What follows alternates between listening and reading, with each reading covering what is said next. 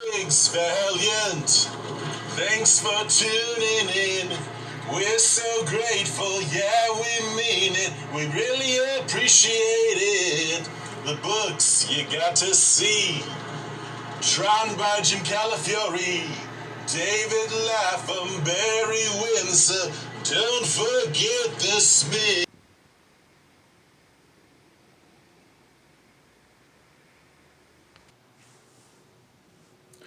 How's everyone doing? There's a new endeavor called Riggs Valiant. I want to go ahead and start by sharing some harbinger from the first little run that they did called The Children of the Eighth Day. I think this is an important book in Valiant in as much as it's Shooter's first team that he created for the universe, and it's also the book he's regarded as being the most important of his work at Valiant. I have the first 7 issues. The Children of the Eighth Day is collected in the first 6. However, issue 7 is kind of an aftermath sort of issue. I really do like this book right here, the beginning. This came out after 90s Valiant. This was when they'd already been sort of reintroduced. And this book is released in 2007. And surprisingly, it's recolored, but I really like it. So, just to give kind of a quick overview of Valiant, I'm going to go ahead and take the initial trade because I want to show you the difference, not only in the coloring, but there's also a nice glossary in here so I can kind of introduce the characters. Go ahead and just start with that, I think.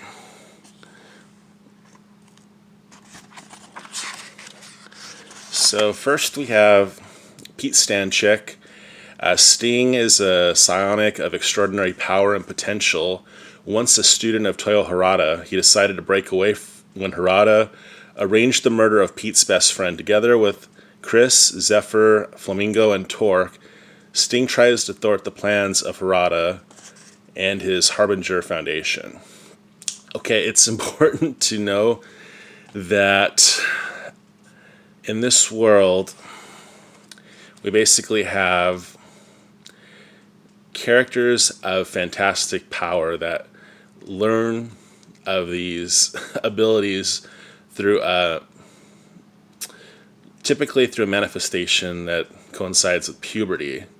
Now, we we have Pete Stanchik, though, who isn't only of extraordinary power, but he's an Omega Harbinger, which makes him capable of sort of activating other people who would have extraordinary abilities, powers through his own. So Pete can basically tap into someone's potential and kind of set that free, which is kind of what puts him at odds with Toyo Harada, which is kind of the long running conflict of the story. Now, Chris Hathaway, as she doesn't have any powers, she is kind of the love story of Harbinger, and she is sort of kind of the glue that keeps the team together in as much as she's kind of the heart. Zephyr, also known as, her name's Faith, is a fun-loving character. She calls herself Zeppelin, but her friends don't typically call her that. She is kind of the hero within the story that is aware of the comic books, and she's a big fan of all that stuff. Flamingo, she's basically able to generate flames that, she's able to introduce the fire without actually using an outside source so she could actually, manifest the power. And then you have Torque, John Torkelson. He was a mechanic out of Georgia. He's the Brute, enormous strength, immediately at odds with Sting. Incidentally, Sting, Pete, his ability to tap into characters' minds in order to bring about their powers, it brings on a tremendous migraine. And because of that, he basically puts a sting in their head. That's how he got his nickname there. All right, so like I said, this is a great trade, but going forward, I'm going to be using the 2007 edition, not because I think that this edition suffers at all, but I believe it is a collection of the first four, which isn't the complete Children of the Eighth Day in the first place. And also, I just want to show that this book also includes Harbinger Zero, the Sendaway. More on that later. And it also includes the story that is included on the coupons. Within the coupons, there is a story that is kind of an issue 0 of Harada. So I'll just show you a quick comparison, just so you know if you're interested at all in purchasing this. I do recommend it because it's kind of rare that a recoloring will work for me. This original Harbinger is colored in a beautiful watercolor technique by Janet Jackson, not the singer, the colorist and editor, but just for the sake of the video, this 07 version, it works really well. I was surprised how much I liked it, but it's not just the coloring, it's just how much, let's find this diner scene, it's how much darker the black inks are, and I think it's just going to make everything read a little better. So you can just kind of see what I'm talking about. Diner scene. This flat paper is very nice for reading, but I think on a video this is going to look better. So, okay. This story actually opens with issue 0. Now, Toyo Harada is kind of the original Harbinger in every way, and he's actually created a corporation where he's looking for other people who might have experienced notions of superpowers. And one of these kids who sees the ad in the paper is Pete Stanchek, and he's interested, and he reaches out, but Pete's best friend tells him, you know what, I'd be careful, be very apprehensive of this Harada. And, Pete, he's a teenager. These are like 15, 16-year-old kids. He's skeptical, but, Pete's trying to impress Chris Hathaway, the heart of our team. So, he actually wants to look into something that might make him more than just a typical kid. So Pete's friend and Pete have a huge fight. Ultimately, Pete walks out on him, goes to meet Harada anyway, and actually Harada's immediately intrigued, and wouldn't you know it, Pete's friend turns up dead. Joe is no more, the kid who said stay away from Harada, and Pete figures it out that Harada might have had something to do with it, and he goes and he basically breaks away with enormous force. So that kind of leaves us off. Chris goes along with Pete for the ride, and that is issue 0, which I have right here. This is the original mail away. I'd give you an example of the coupons too. I don't have my issue 1 present, but I can actually show you the coupons in the story section, which is actually a lot better. And this is the second print of issue 0. So very cool. Drawn by Lapham, written by Shooter, and right away we're off. People didn't actually get to read this initially. The arrival of issue 0 probably coincided with probably issue, God, like maybe all the way up to like issue 15 already being out. So anyway, like I said, I don't have my issue 1 present. I'll just go ahead and show you the cover real quick. A real classic cover. Often imitated, rarely duplicated. Early Lapham.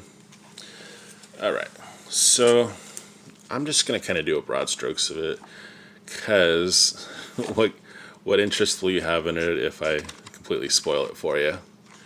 But so it starts with Chris and Pete basically on the run, and it's a really cool kind of road story. But actually Harada's students that did cooperate are like his squad, his tactical division that's going to basically capture Pete.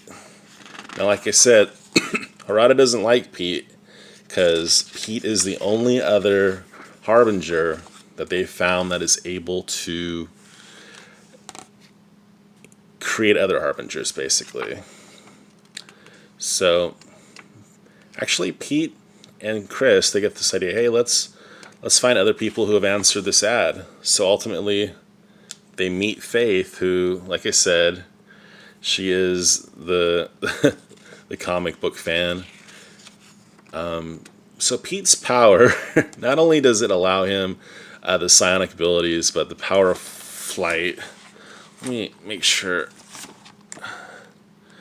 So he's basically doing that thing at the beginning where he's traveling with Chris. Psionic of extraordinary potential. Alright, well, I'm going to have a full list of his powers. Basically, he's able to hold up a car that Chris is flying or driving, and that's that's how they're getting around.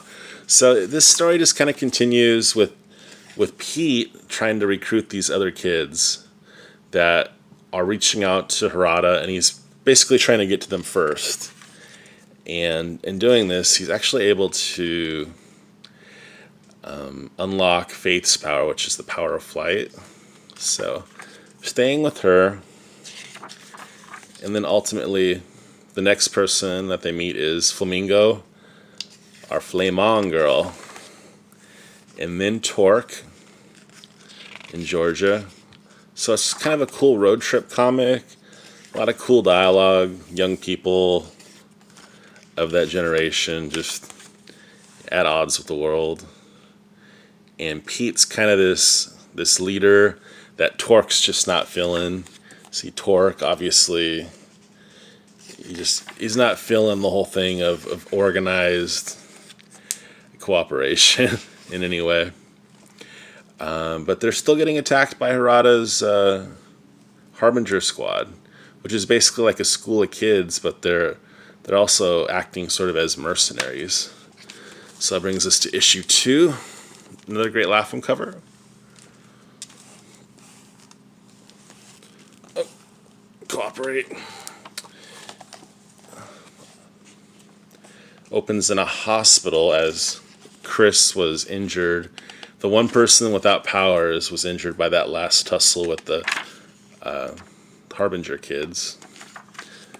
So, basically leaving the hospital without getting identified. Pete has a friend that they stay with. Basically shows him the abilities. Still getting jumped by the Foundation. ultimately, though, they decide, hey, let's go to the school. And that's actually where they get the uniforms. They kind of like crash the school, and confrontation with Harada, basically fight other harbingers in a sort of danger room kind of scenario. And taking us to issue 3. Now 3 is a very important issue. This one right here, I believe, is an early showing of spider aliens, sort of the recurring space villains of the Valiant universe. They're in Exo Manowar, Solar, Harbinger, Bloodshot. They make the rounds, these spider aliens. And, okay, this is issue 3. Okay, let's see. Where were we?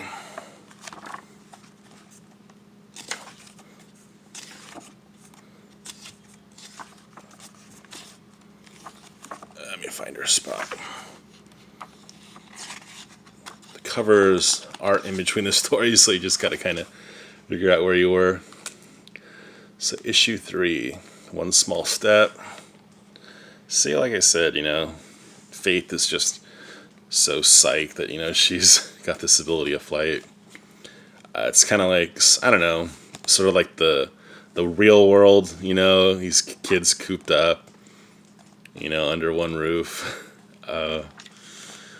So I believe this issue crosses over with Exo Manowar, I think 3 or 4. First appearance at Jack Boniface, because I believe they're going on a trip. And at this point, they meet one of the most relevant characters in the Valiant universe, this kid right here. What's his name? Axe. Now, Axe, the reason he's such a big shot, well, not initially, but he has the untapped but partially realized power to fully communicate with computers, and immediately they got to talk to this kid because he's doing all this hacking and getting in trouble with the government, and you know what, if they're going to take down Harada, they're going to need him. So they track some kind of coordinates to the woods, Olympic National Park, and some kind of activity there. I've yet to stumble upon the page, but the spider aliens have a craft there. Now, the first time aboard the craft, Axe is able to man the ship. He basically takes it into space. High adventure, really cool, very imaginative. So they're out there, the spider aliens, humanoid in many cases, able to manipulate and disguise themselves, but always kind of with limited results. You could always kind of tell it's not a human being, but they're on board this ship. The spider aliens are even kind of talking to Axe, like, they know he's got something, this kid, but battle, fighting the spider aliens, held prisoner, and that brings us to, God, I believe much of that might have been issue 4, but issue 4's cover. Oh, we might have skipped one. Anyway, be that as it may, still on board the spider alien ship, and then we really get to see Flamingo just taking on the main spider alien. They managed to evade and land the ship, and they're back to just being basically the real world, just hanging out, being teenagers, growing up, we take another look at Axe, who's, I believe, just running away. Yeah, more fights ensue, more encounters with the harbinger. Ultimately, we're going to lose a member, and as many of these fights ensue, you can kind of figure out who they lose. And that's going to lead us to issue 6. This is the final issue of The Children of the Eighth Day. All for one. So, looking back at this picture, I'll just flip through it. Now they're still all together. Appearance by Solar Man of the Atom.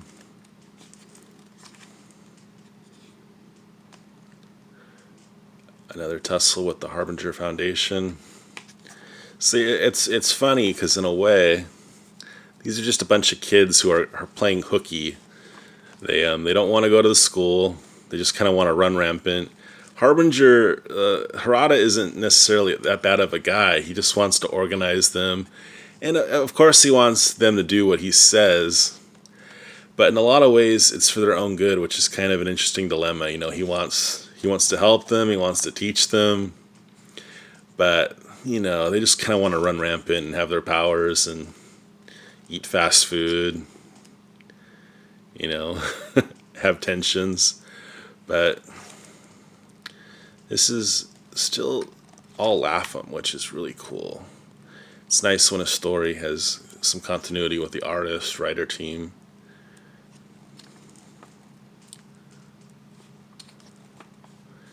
So many times, just basically have to duke it out with not getting captured, not being brought to the school.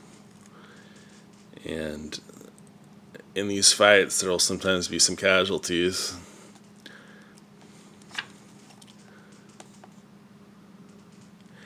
Issue 7 is kind of an aftermath. So it's right here.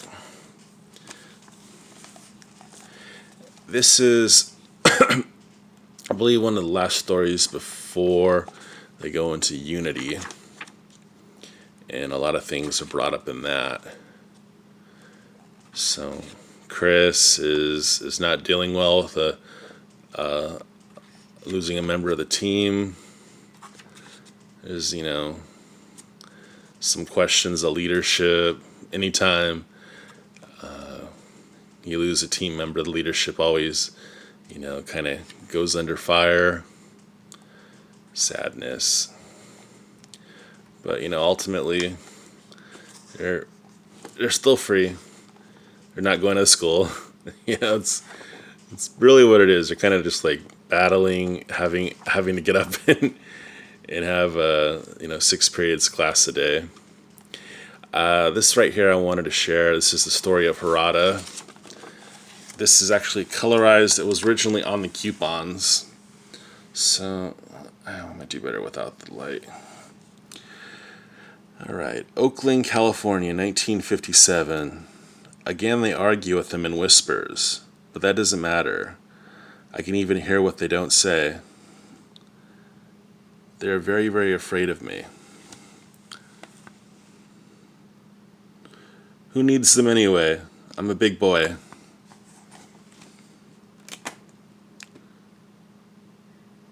Every night they talk about what to do with me. They'd wish I'd never been born. They hate me. They used to only think about killing me. They know I know, so now they talk about it every night, just because I'm different. Too bad for them. This is my company. I run it my way. I've overcome significant obstacles, not the least of which is my age. We are very successful, but this is just the beginning. I'm going to lose this dust jacket.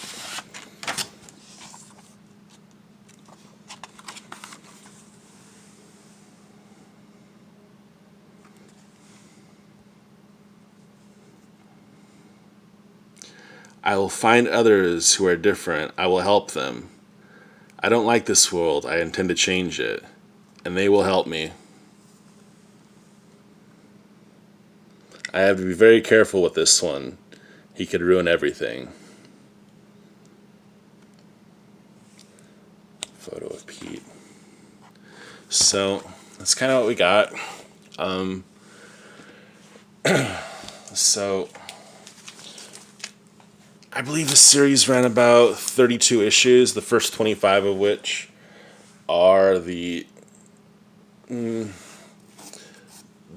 part of the series that deals specifically with, Pete conflicting with Harada. And then from there, basically whoever's left just has to go to school. It's not quite as simple as that, It is kind of about breaking away from authority. Ultimately, I mean, Harada, he has some ideas about harbingers being kind of supermen and entitled to do what they want. And it would have been very interesting to have seen them where Shooter would have taken it if he had 25, 30 issues. As it stood, he had about maybe 10. But anyway, he still views it as his crowning achievement at Valiant. Thanks for watching. Hopefully you tackle some more stuff. Hope everyone's doing good. Thanks for watching, and yeah, if you can, pick this up. It's a great book. Or if you just happen to see the little trade right here, this one can usually be purchased for anywhere between $1 to $5. All right, take care. Riggs Valiant, thanks for tuning in. We're so grateful, yeah, we mean it. We really appreciate it. The books you got to see. Drawn by Jim Calafiore, David Lapham, Barry Windsor. Don't forget the Smith, Jim Shooter. The goose that laid the golden egg. Please watch next time, and I can tell you the coupons won't be missing.